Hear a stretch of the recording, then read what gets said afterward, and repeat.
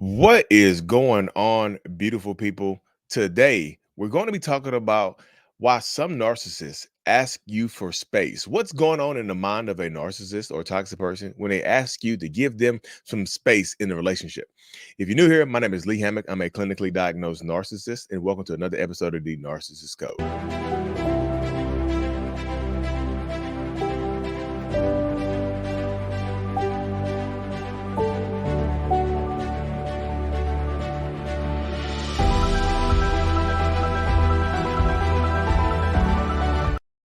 Bam.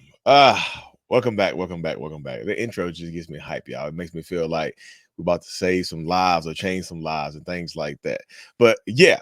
So what's going on in the mind of a narcissist or toxic person when they ask you for some space? I'm also in this video, I'm gonna talk about when you what a narcissist is thinking when you ask for space. So it's gonna be a dual breakdown today. We're gonna be doing a dual breakdown of narcissistic mindsets and things of that nature, like when they ask for space and then when you ask for space, because that's super important in like when you're dealing in a toxic relationship with a narcissist and whatnot. Yeah. So the first part, what's going on in the mind of a narcissist? How do they feel? What are they thinking? What are they up to when they ask you for some space in the relationship? When they come to you, or y'all having a conversation, and or they have a third party or a proxy come in and say, "Hey, look, I need some space. I think I need a little space.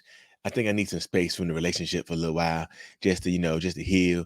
And I need some time to myself to think about, a few things and see if this is where I really want to be. Blah, blah, blah, boo, boo, boo, B, space.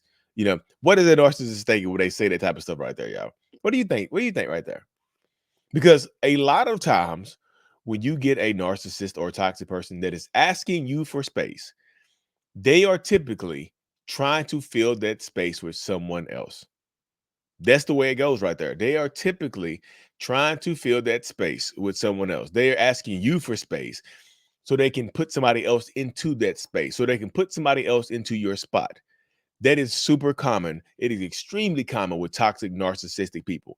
Like especially if you feel like it comes out of nowhere when they ask you for some space, and I don't think we should talk for a few days or a few weeks or whatever. I think I'm going to go out of town for a little while and clear my mind to see what I really want. They're going out of town with a new supply. They're going out of town with a new target. They're going to a business meeting where they might actually be planning to meet up with somebody or shoot their shot, so to speak, at someone that they're interested in.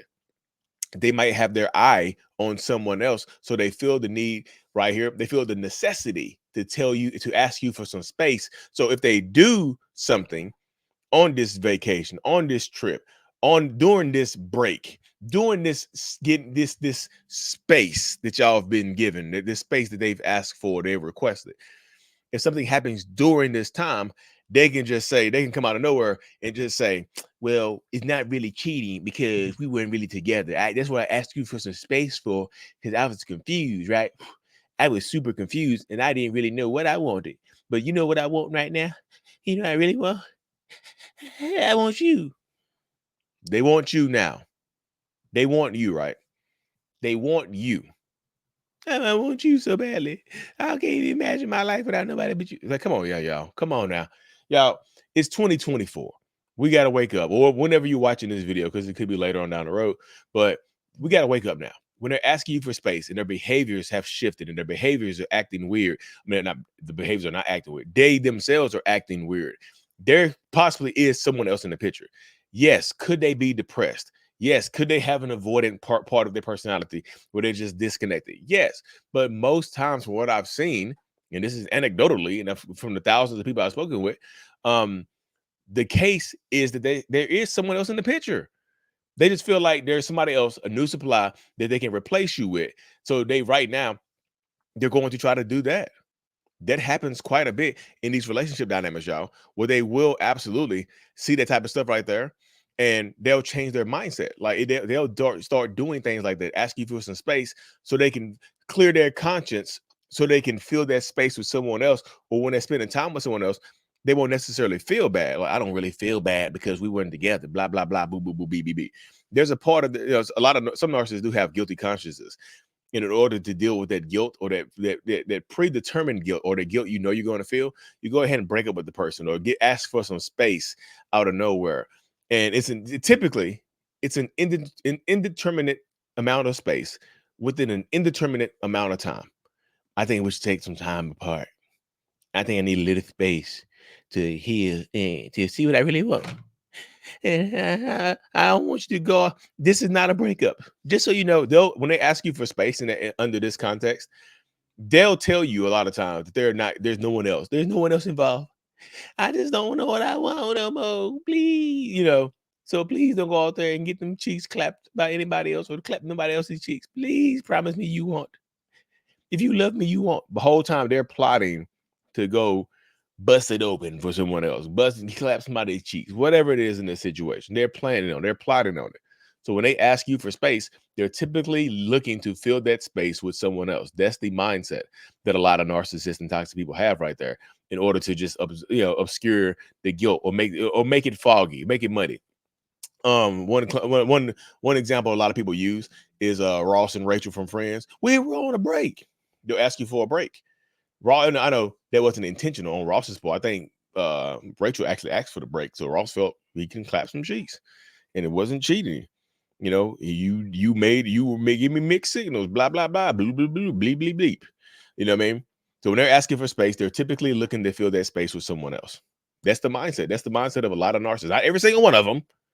Not every single narcissist, but most narcissists feel that way. They have this type of mindset.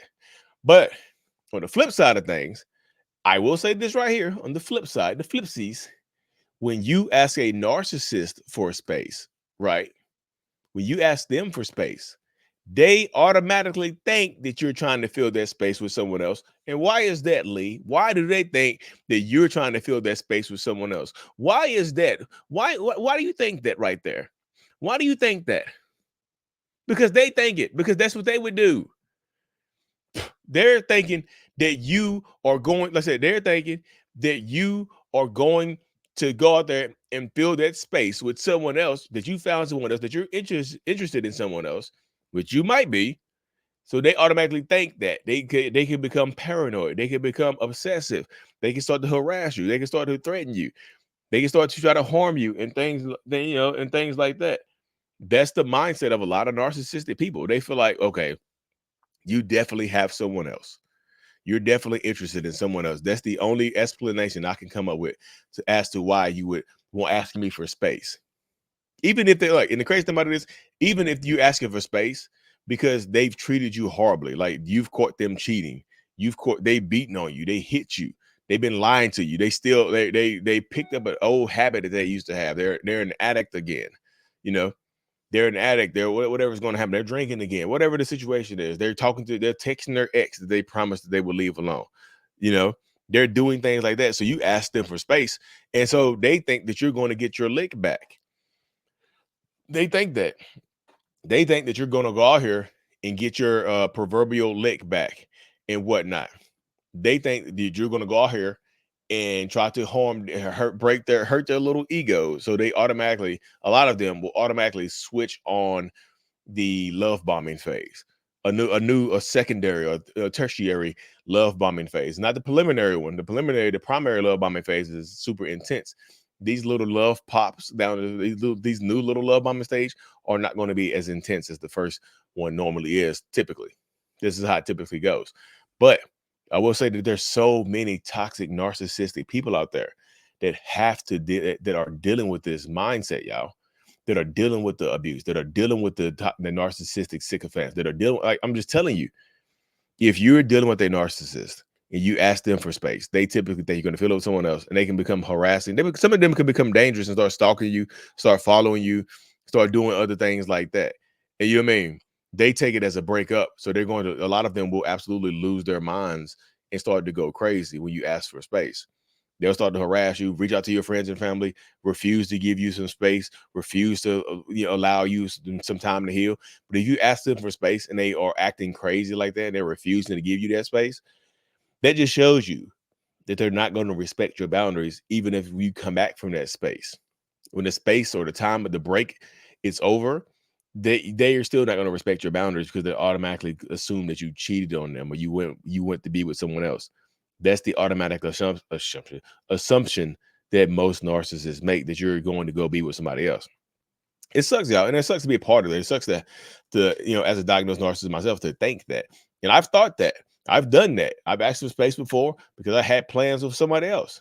And if the plans with somebody else don't work out, I could always come back to you and just say, hey, look, space over.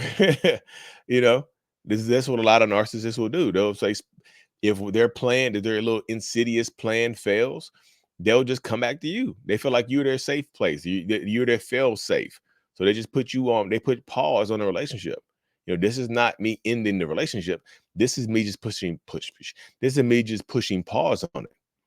So this is like a lot of things that you have to consider as you're in a toxic relationship. If you think you're in a toxic relationship with a narcissistic person, these are truly things for you to consider. So, and I hope this video brought you some clarity. Hope it brought you some understanding. But y'all know that's what I'm here for. Like I said, if you need more clarity and understanding, I have courses available. I have, like I said, a support group available as well. You can check it across the bottom of the screen. It's courses.mentalhealness.net and whatnot. Look forward to meeting you in one of my groups. I'm about to start my in-person workshops and things of that nature up here pretty soon. So Durham, North Carolina, Dallas, Houston, Texas, you're on the map. Toronto, Canada, you're on the map right here too. Atlanta, Georgia. It's a few different places, y'all. Just get ready. Stay on the lookout. Subscribe to this channel if you haven't already. And of course, y'all, Mental Healness is out. Peace. Oh, goodness. This new recording style.